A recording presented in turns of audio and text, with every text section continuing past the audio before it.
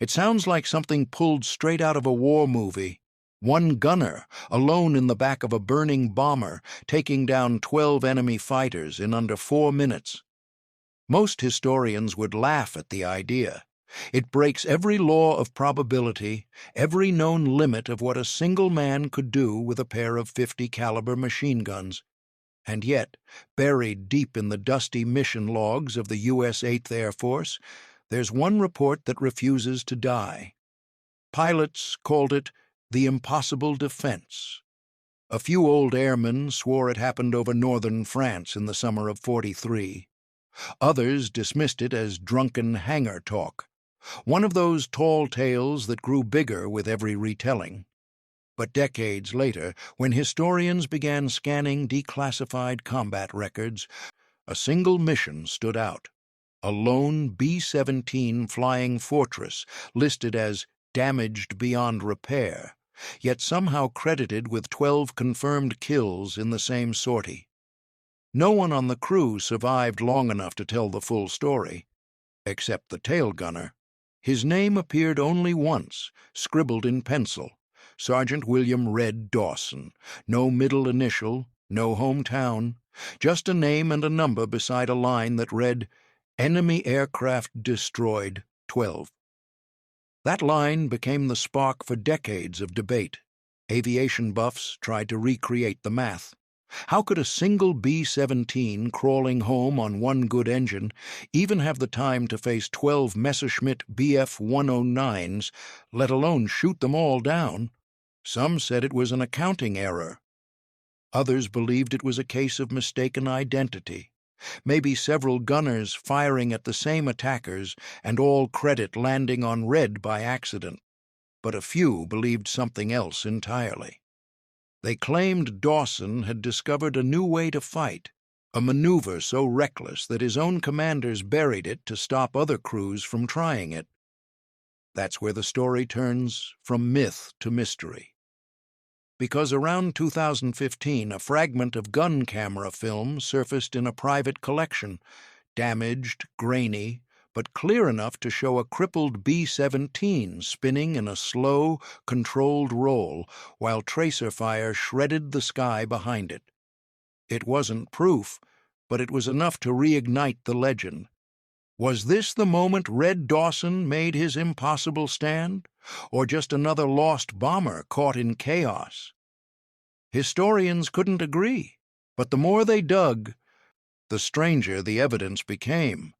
Radio transcripts, flight path logs, and a handwritten note from a Luftwaffe pilot who claimed he'd seen a B-17 falling like bait, then breathing fire.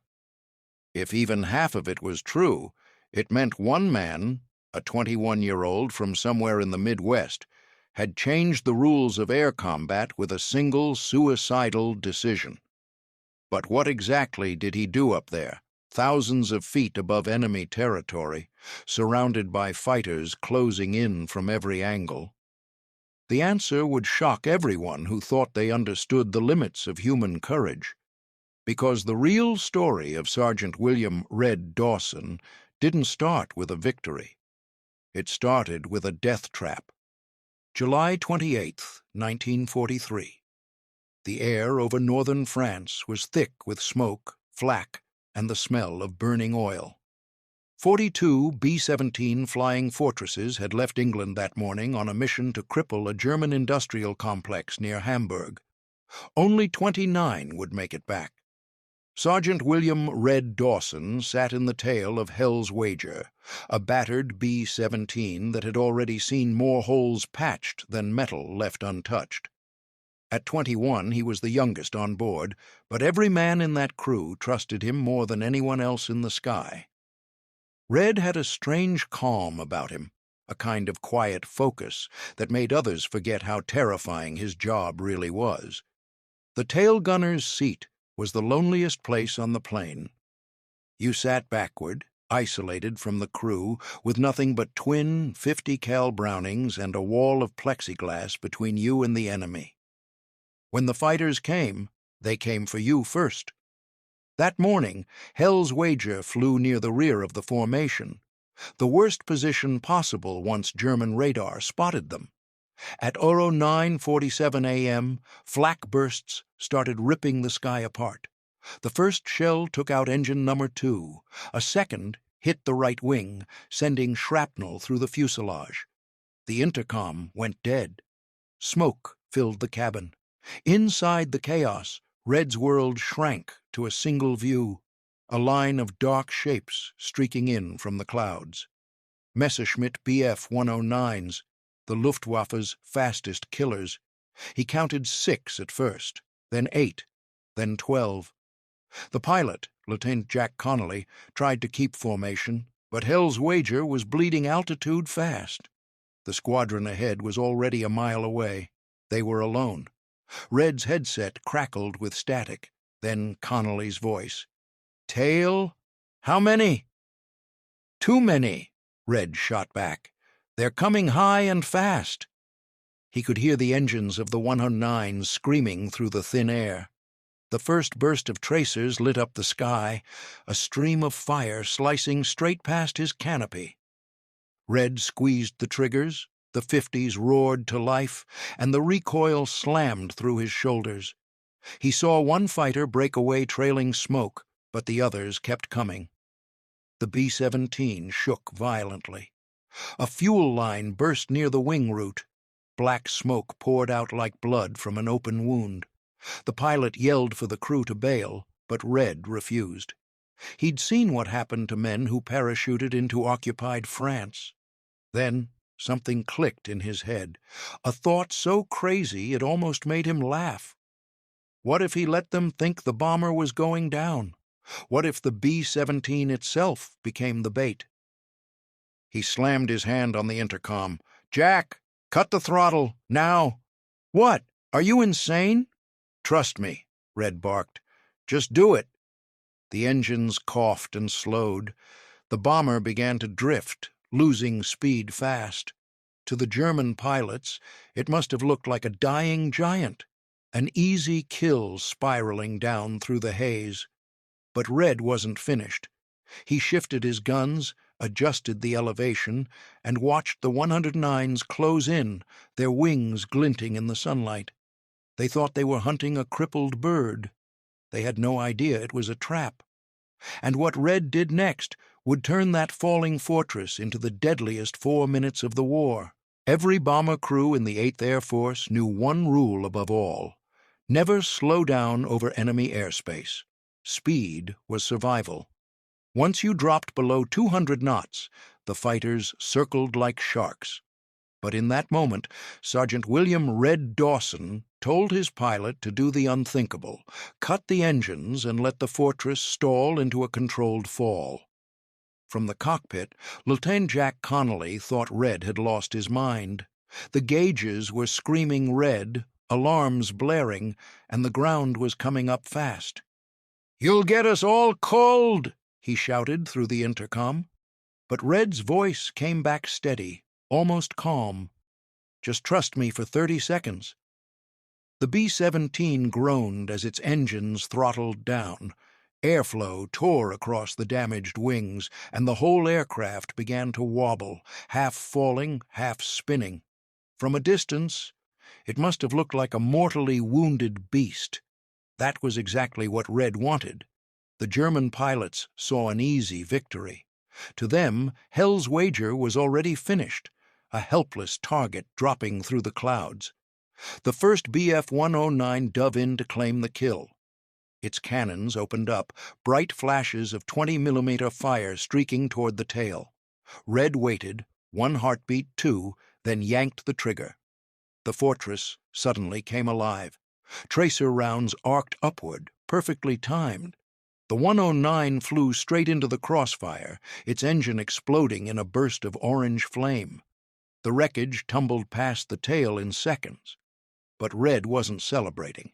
He'd studied their attack patterns for months. He knew they always struck in pairs. The second 109 came slicing in from the right flank, exactly where he'd aimed the next burst.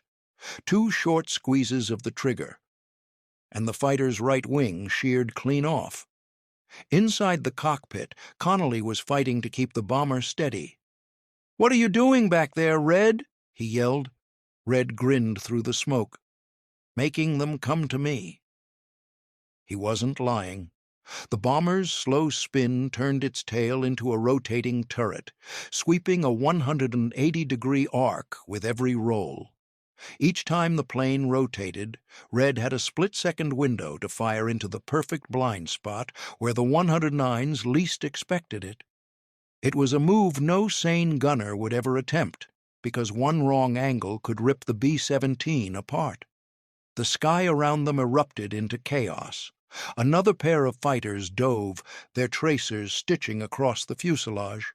Red ignored the shards of glass slicing his arms, the vibration rattling his teeth. He kept firing, timing each burst with the spin. One attacker disintegrated mid-air, another clipped its own wingman trying to dodge the falling debris. From below, it must have looked suicidal, this flaming bomber twisting like a dying comet, yet spitting fire with impossible precision. But to Red, it was math, instinct, and pure defiance blended into one terrifying ballet. By the time Connolly regained partial control and leveled the plane, 5 Messerschmitts were already burning across the sky. The rest began to hesitate, circling warily. They didn't realize it yet, but the hunter had just become the hunted. And the next 4 minutes would turn Red's desperate gamble into a legend the world would never forget. For the next 4 minutes, the sky above northern France turned into something no combat report could ever capture. Chaos, fire, and pure survival. The crippled Hell's Wager hung in the air like a wounded predator, smoke trailing from its engines, its tail section shuddering under stress. To the German pilots, it looked finished, but something about its movement didn't make sense. Every time they lined up a shot, the bomber twisted just enough to throw off their aim. From inside the glass bubble of the tail, Red Dawson's world had shrunk to nothing but crosshairs and motion. He wasn't thinking about dying. He wasn't even thinking about winning. He was locked into a rhythm, a terrifying dance between gravity, gunfire, and timing. 2 more Bf-109s dove out of the sun, splitting formation to flank him from both sides. Red didn't flinch.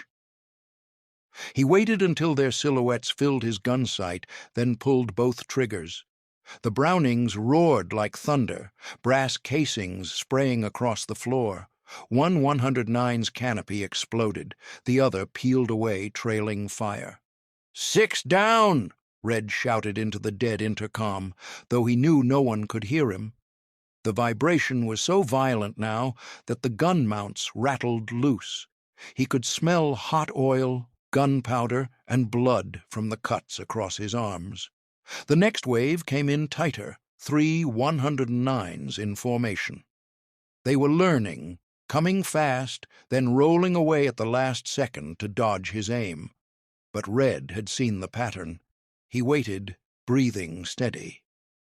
The instant they began their breakaway roll, he fired into the space they were about to enter. The trap worked. One fighter flew straight through his tracer line, wings snapping clean off. The shockwave flipped the second fighter into a spin, colliding with its own wingman. 3 kills in under 5 seconds. The bomber was shaking itself apart now. Rivets popped. The left stabilizer tore halfway off. Connolly in the cockpit was screaming over the static, trying to pull them level. But Red barely noticed. The adrenaline had erased pain, fear, everything but the trigger. A voice crackled faintly through the radio. German, panicked. "Achtung! Der Heckschütze lebt!" The tail gunner's alive. Too late. Red's next burst found another 109 dead center. The explosion was so close the shockwave shattered the plexiglass dome, sending shards slicing across his face. He didn't stop firing. The sky was littered with smoke trails and burning debris, twisting into the clouds like black ribbons.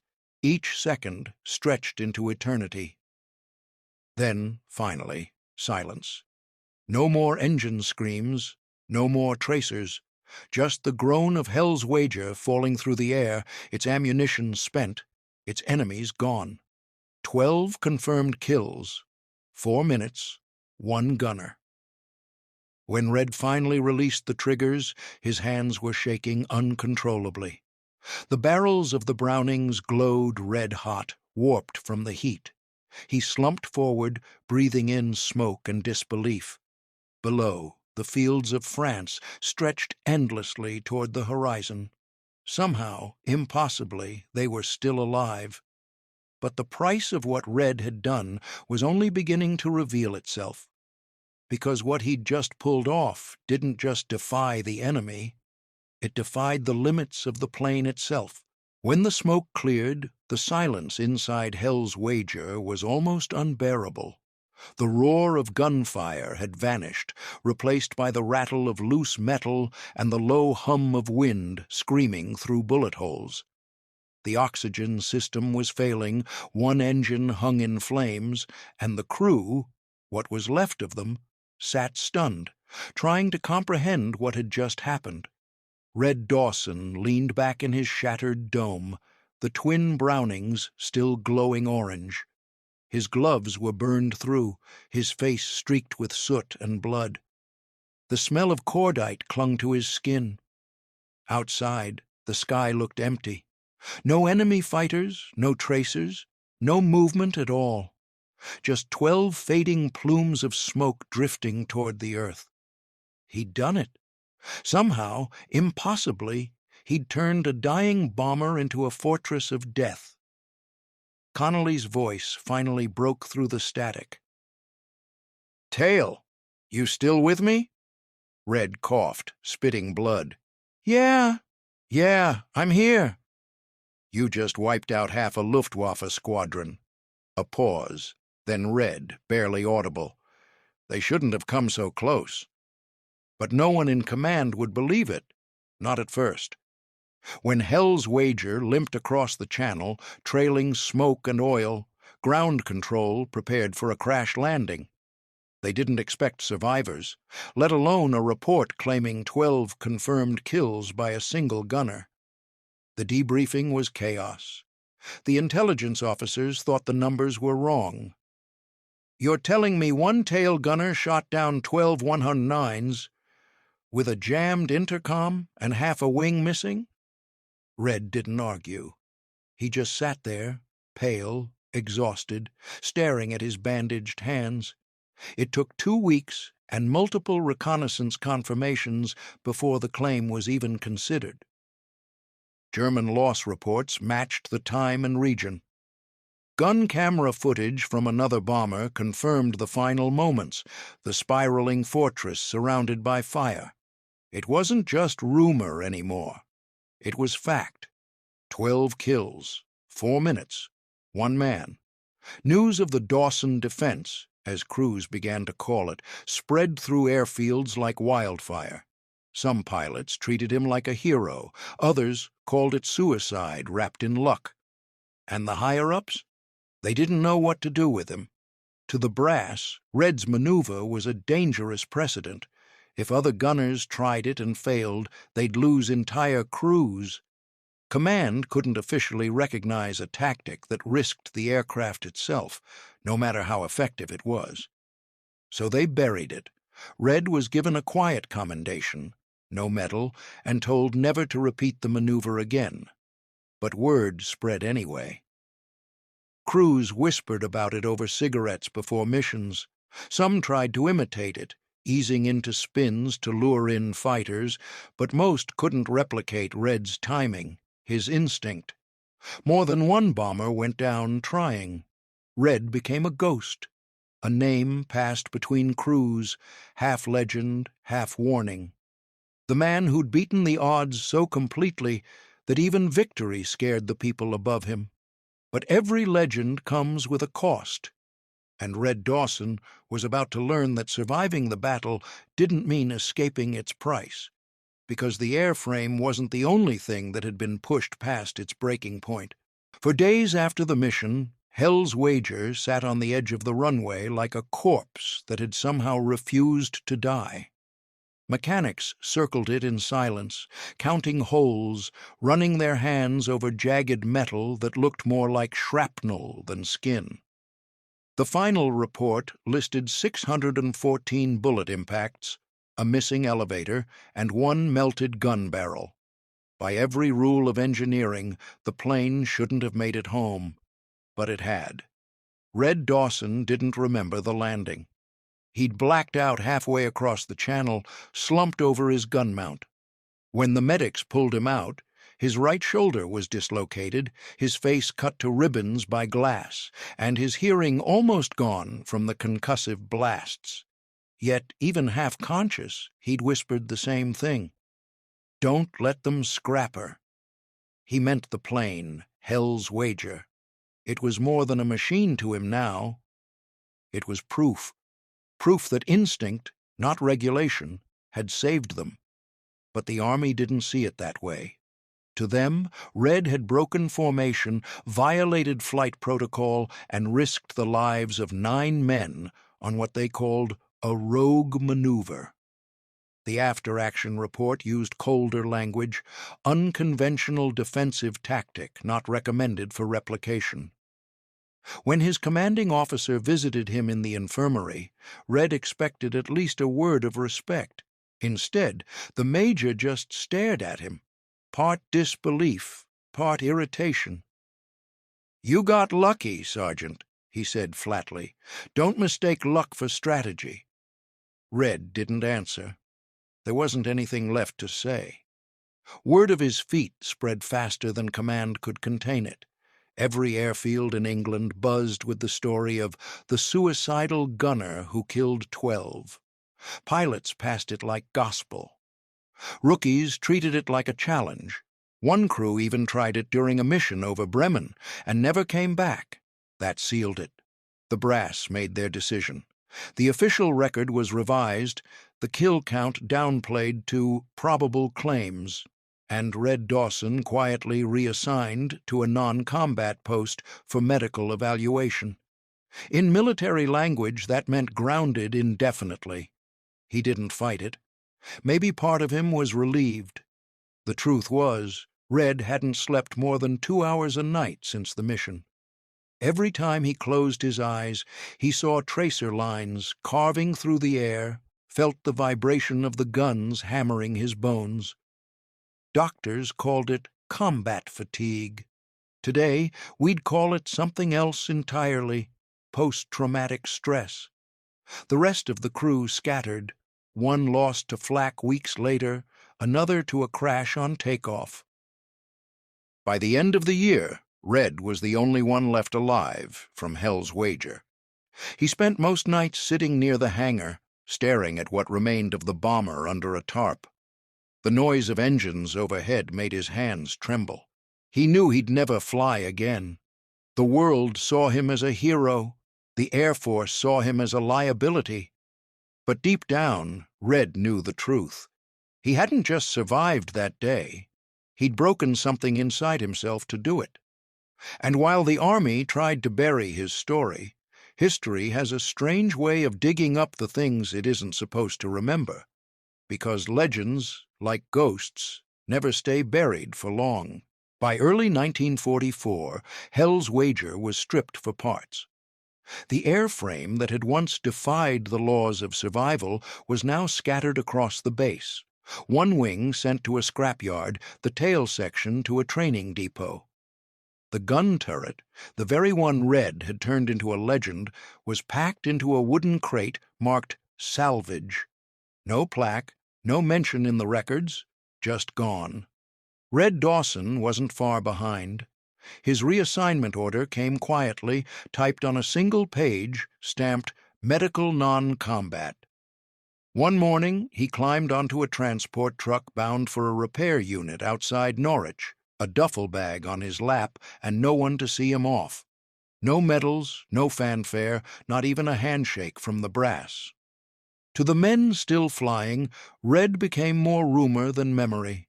They whispered his name before missions, part prayer, part warning. "Don't pull a Dawson," they'd say. Code for don't get clever, don't play hero. But even that faded as new crews replaced the old. War had a way of erasing the past faster than bullets ever could.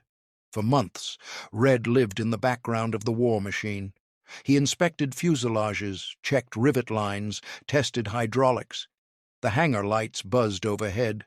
The same metallic hum that had once meant flight now only meant monotony.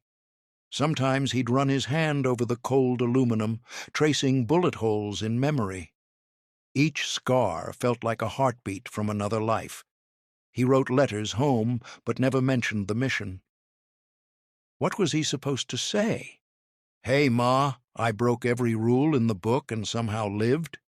He didn't even know if she'd understand the silence that followed every night, the sound of 12 planes falling through his dreams. Then, one afternoon, a lieutenant from intelligence showed up at the repair yard. He carried a clipboard and spoke in clipped tones. "We're sealing the file on the Hamburg run.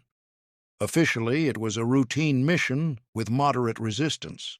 You're not to discuss your version of events outside command. Understood?" Red nodded. He'd already stopped talking about it months ago. From that day forward, the record of Hell's Wager simply vanished. No mention in the squadron logs, no commendations, no cross-reference in public archives. The story that had electrified every airfield in England was scrubbed clean. Even the photo they'd taken after the landing, Red standing beside the torn fuselage, disappeared from the bulletin board. Years passed.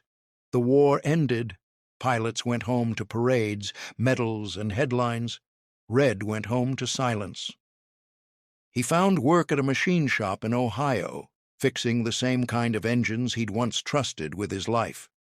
When co-workers asked about the war, he'd shrug.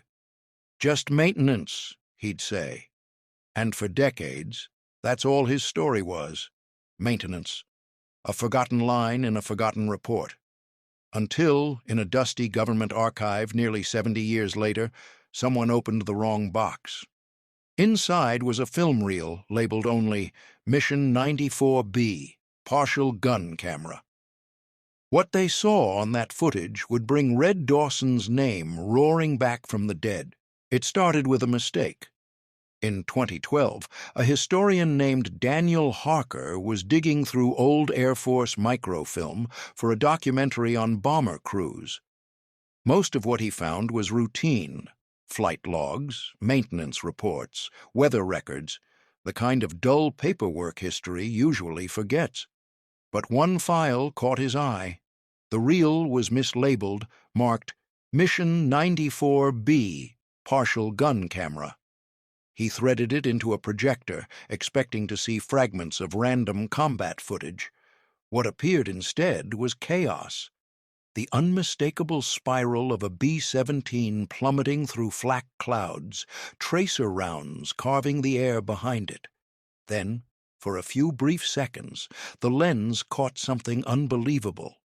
A single tail gunner, still firing, even as the plane tumbled like a dying star.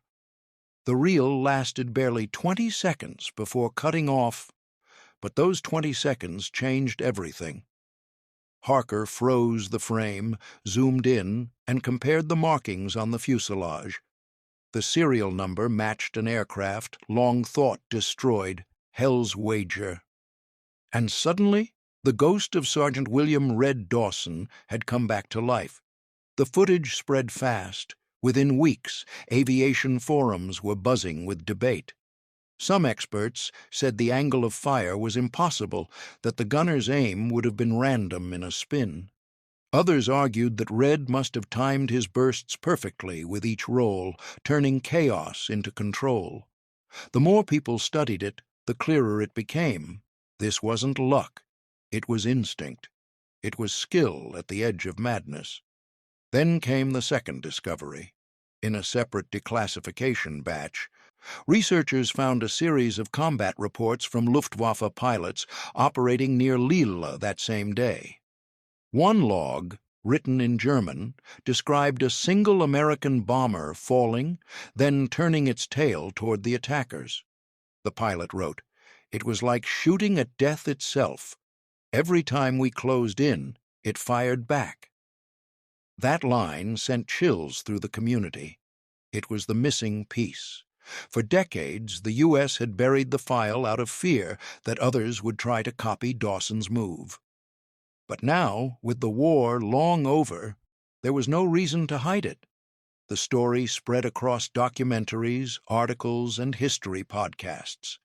Veterans associations began asking, who was Red Dawson? Why was he forgotten? No family records existed under that name. It was as if he'd vanished completely after the war. No discharge papers, no obituary, nothing. Some believed Red Dawson might have been an alias, used to protect him from public attention.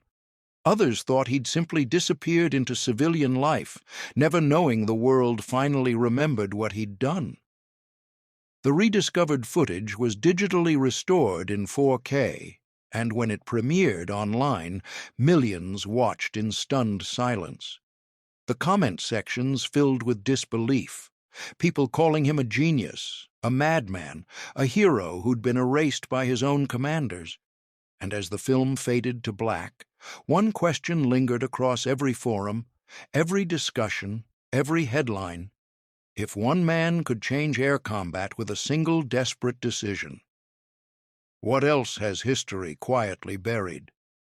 But the final revelation, the part that truly changed how the world remembered him, came with one more discovery, hidden in the margins of a classified letter. A note scribbled in pencil. Recommendation for Medal of Honor, Sergeant W. Dawson, rejected, tactic deemed too reckless for standard recognition. It had taken 70 years, but Red Dawson's story was no longer forgotten, and the legacy of his suicidal defense had finally come back into the light. Red Dawson never got his medal, never received the parades or headlines that other war heroes enjoyed. By all outward appearances, he faded into obscurity, a quiet man in a quiet town, fixing engines and living a life far from the roar of combat. Yet the ripples of what he did that July day in 1943 stretched far beyond the skies of northern France. A single decision, a split-second gamble, had rewritten the rules of tail gunner defense. Before Red, the tail gunner's role was largely passive. Watch, fire when attacked, pray the pilot could outmaneuver the enemy. After his suicidal maneuver, pilots and gunners alike realized that a controlled, calculated risk could turn a defenseless bomber into a lethal weapon. It wasn't a doctrine the military would formally teach, but every airman who studied the footage, every historian who analyzed the reports, knew the lesson. Ingenuity under pressure could change the battlefield. For decades, aircraft designers and tacticians debated how to replicate the results without risking lives. Some tried simulation exercises, analyzing angles, velocity, and gun placement. Others theorized that it was pure luck, that no human could consistently perform what Red did. Yet no simulation, no training manual could capture the instinct, the split-second timing, or the nerve required to hold a spinning fortress together while firing at 12 enemy fighters. That part of Red Dawson's genius remained untouchable. His story also became a symbol of the human element in war: courage, creativity, and sheer nerve. In military academies and air combat studies, instructors sometimes referenced the Dawson defense as an example of improvisation under fire, a way to inspire future generations of pilots and strategists. Even when sanitized for official teaching, the legend carried weight. One man could defy the odds and survive against overwhelming enemies, but beyond strategy, there was a human lesson. Red's 4 minutes of chaos were also 4 minutes of fear, pain, and self-inflicted strain. Survival came at a cost: physical injuries, mental scars, and decades of obscurity. His legacy wasn't just in the kills he scored or the tactics he inspired. It was in the reminder that heroism often comes disguised as recklessness, that brilliance and danger are inseparable, and that the line between madness and genius is impossibly thin. Today, when aviation enthusiasts watch the restored gun camera footage or read the declassified reports, the name Red Dawson evokes awe.